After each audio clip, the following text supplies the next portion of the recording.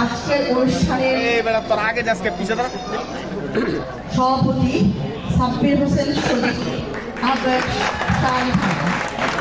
আমার একেবারে ছোট ভাই, বয়সের আমাদের সন্তান সমতুল্য।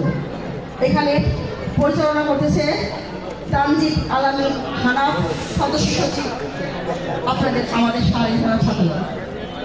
আমি আর কারণ আমি গেলাম না, কারণ এই দুটো হচ্ছে আমাদের একেবারে আপনাদের আমাদের একেবারেই কাছে, একেবারে মনে করেন আমাদের পরিচয়। এখন আমি শুধু আপনাদের পক্ষে কথা বলছি, আমি এইখানে ক্যান্ডিডেটের পক্ষে না, আমি আপনাদের পক্ষে কথা বলছি।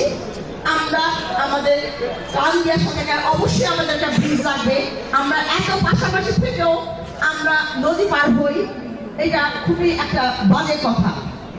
আমাদের এই এলাকা মাদকের ছেড়ে গেছে, বাবা বেঁচে, মেয়ে বেঁচে, মা বেঁচে, সবাই একসাথে। আমি আমাদের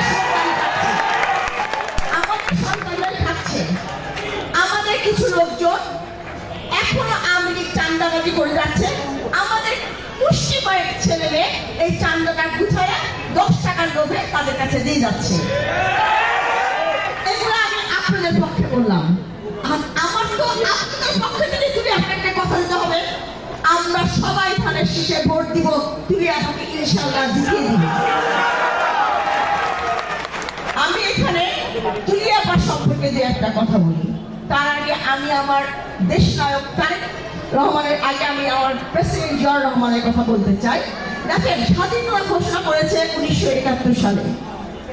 তখন কিন্তু প্রেসিডেন্ট জিয়াউর রহমানের স্বাধীনতা ঘোষণা করার কথা ছিল না, অন্য কারো ঘোষণা করার কথা ছিল, কিন্তু ওনারা স্বইচ্ছায় নিজেকে বন্দী করে দিয়ে প্রেসিডেন্ট জিয়াউর রহমান স্বাধীনতা ঘোষণা করেছেন।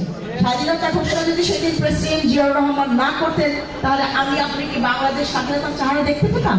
আমার মনে হয় না।